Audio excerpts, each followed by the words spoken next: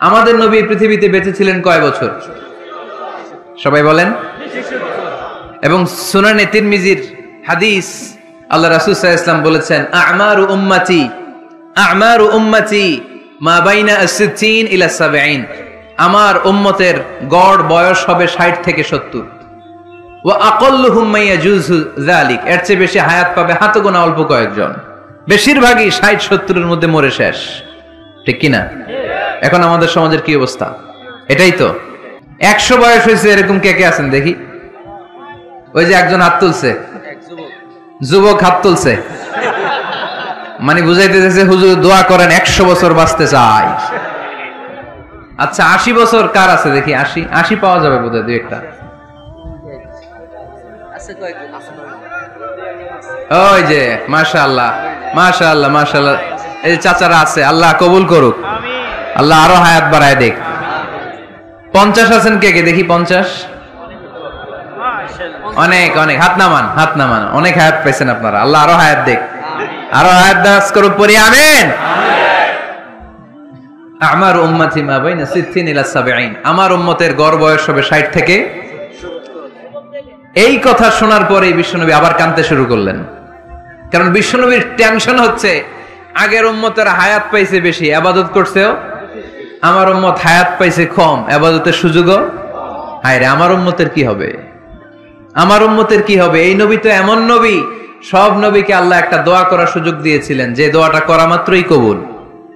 এটাকে আরবিতে বলে দাওয়া মুস্তাজাবা, লিকুল্লি নবিয়িন দাওয়া মুস্তাজাবা। সব নবীকে আল্লাহ একটা করে দোয়া করার সুযোগ দিয়েছে, আর এই দোয়াটা করা মাত্রই কবুল।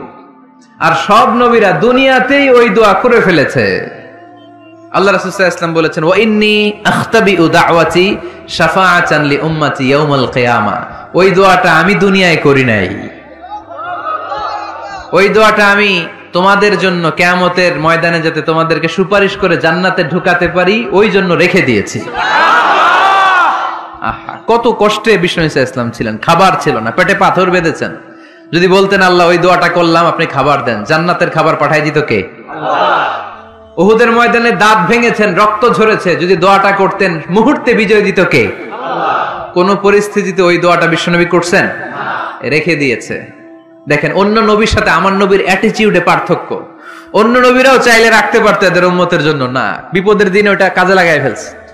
প্রত্যেক নবী একটা করে দোয়া করার সুযোগ পেয়েছিল, যে দোয়াটা করা মাত্রই কবুল। সব নবীরা দুনিয়াতেই শেষ, একমাত্র শুধুমাত্র কেবলমাত্র আমার আর আপনার নবী ছাড়া রেখে দিয়েছেন তিনি, রেখে দিয়েছেন ওই দোয়া আমাদের জন্য, আমার জন্য, আপনার জন্য, আমাদেরকে বাঁচানোর জন্য ওই দোয়া রেখে দিয়েছে। চিল্লায় বলেন ঠিক কি না? রেখে দিয়েছেন।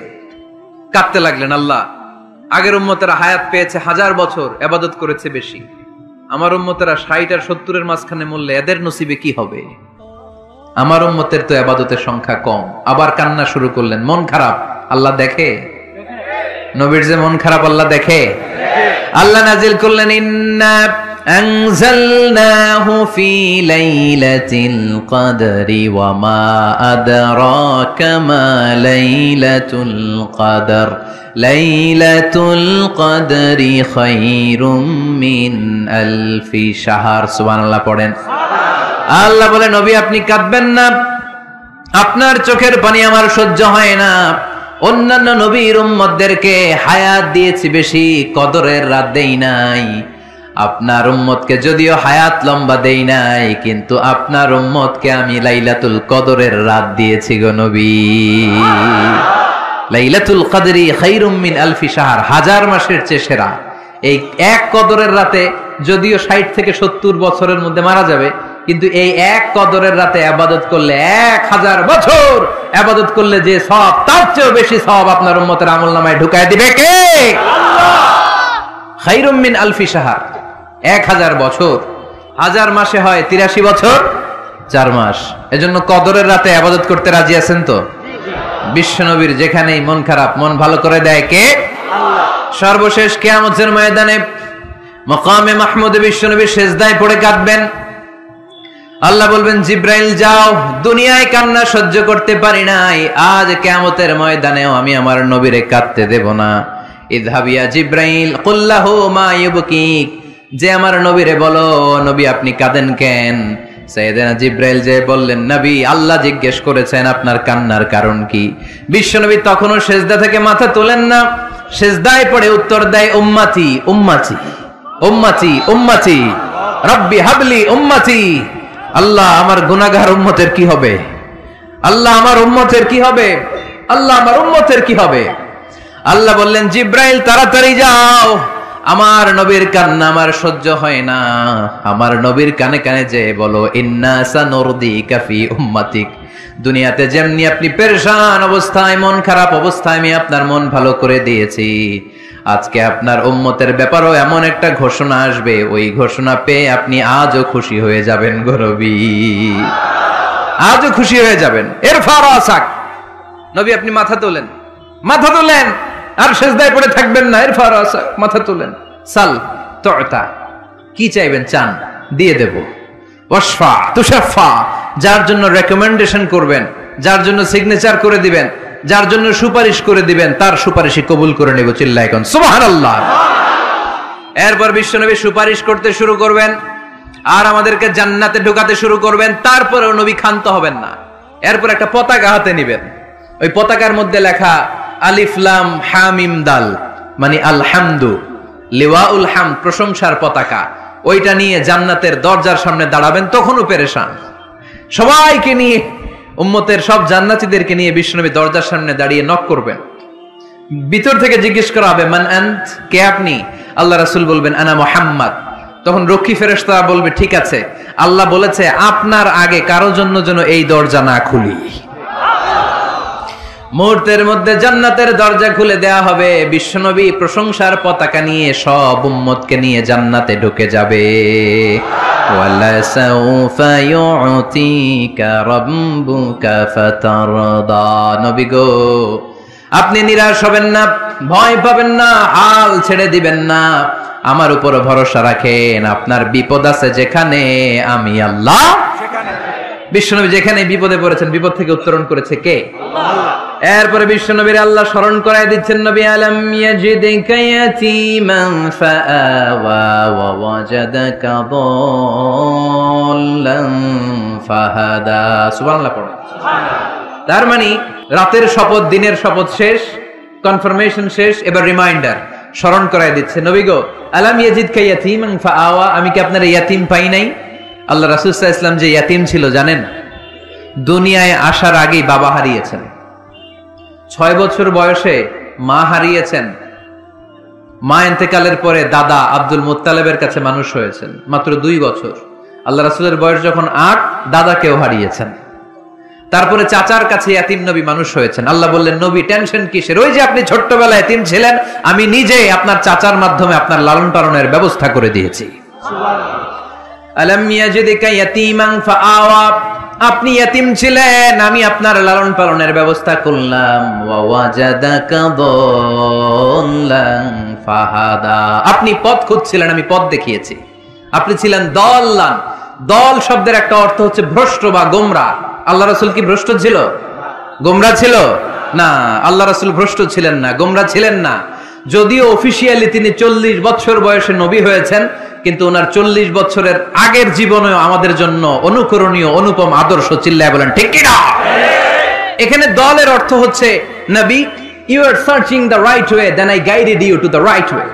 You are searching the truth, আপনি সত্য পথ খুঁজছিলেন, খুঁজে পাচ্ছেন না, কোনটায় কোনটায়, আপনি পথ হারা পথিকের মতো খুঁজছিলেন। অনেক সময় হয় না কি রে, টাঙ্গাইল যাব, রাস্তা কি এইটা না ওইটা?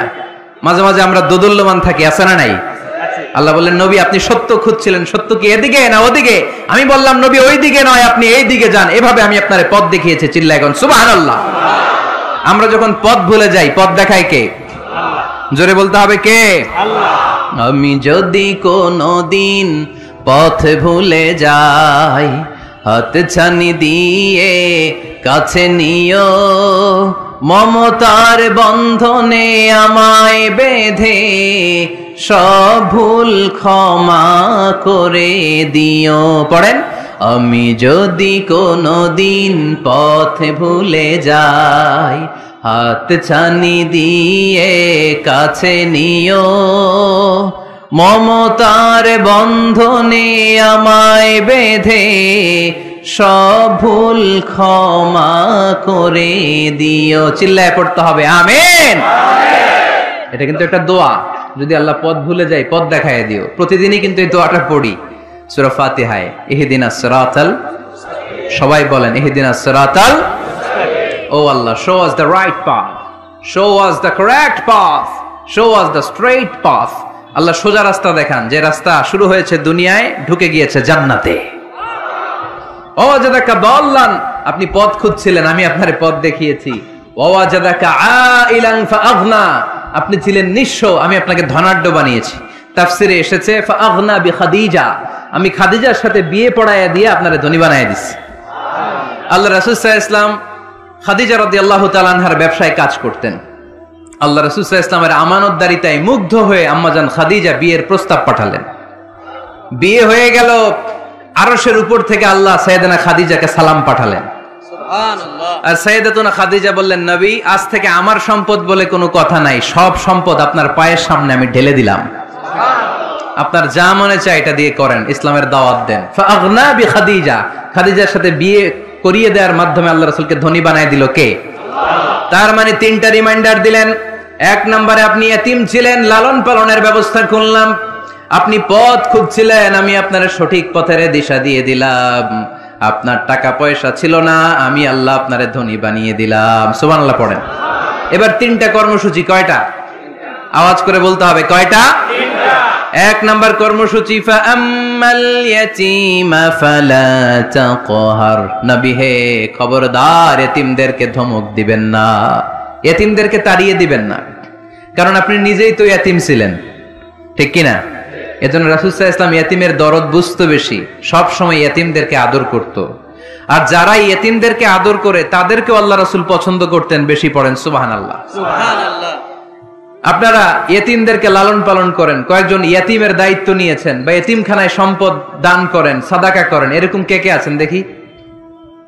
মাশাআল্লাহ, আল্লাহ তুমি কবুল করো। হাত নামান। এতিমদেরকে দান করবেন, তাদের ওখানে সাদাকা করবেন।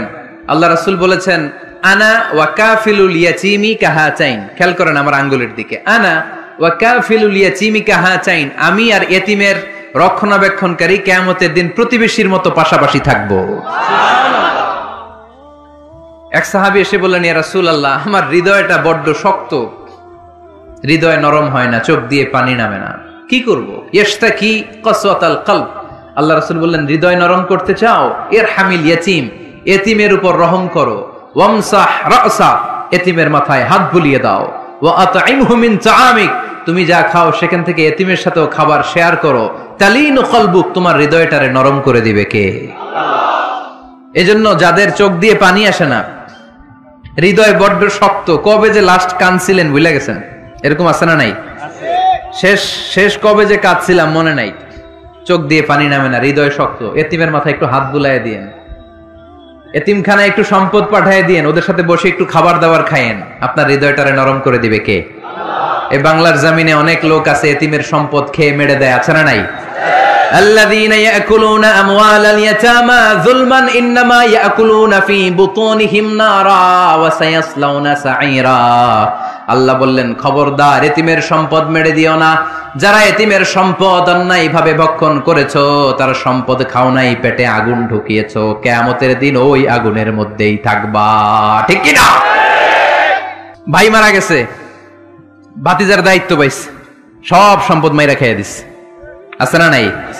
খবরদার, সম্পদ খান নাই আপনি, আগুন খাইছেন, আগুন ঢুকিয়েছেন পেটে, আর ওই আগুনের মধ্যে আপনার বাসস্থান জাহান্নামে নির্ধারণ করে দিবে কে? আল্লাহ। এজন্য বিশ্বনবীর প্রথম কর্মসূচি দিলেন আল্লাহ। নবী, যেহেতু আপনি এতিম ছিলেন, তাই ফাআম্মাল ইয়াতীমা ফালা তাকহার, নবী এতিমদেরকে আপনি ধমক দিবেন না, তাড়িয়ে দিবেন না।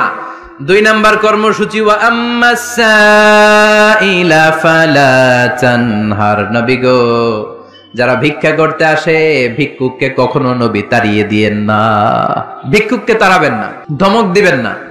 অনেকে ধমক দেয়, আছে না নাই? আপনি বড় সাহেব, বড় বাড়ির মালিক, একজন আসছে ভিক্ষা করতে, আপনি তাড়ায় দিচ্ছেন, ওরেও বড় সাহেব বানাইতে পারতো কে? ও যেখানে দাঁড়িয়ে ভিক্ষা করে ওই জায়গায় আপনারা ভিক্ষুক বানাতে পারতো কে? আপনি গাড়িতে চড়ে বেড়ান, রাস্তায় জ্যামের মধ্যে যখন প্রাইভেট কার গুলো আটকে যায়, পথ শিশুরা ছোট্ট ভাঙ্গা থালা নিয়ে গ্লাসের সামনে এসে গ্লাসে নক করে, বলে স্যার 2 দিন ধরে কিছু খাই নাই, 5টা টাকা দেন। বলে না? আহা, গ্লাসও নামায় না অনেকে, ধমক দেয়, খবরদার ধমক দিয়েন না। ওরে প্রাইভেট কারে বসাইতে পারতো কে? ভাঙ্গা থালা দিয়ে আপনারে ফুটপাতে নামায় দিতে পারতো কে? এই যে বিশ্বনবীরে সাবধান করলেন,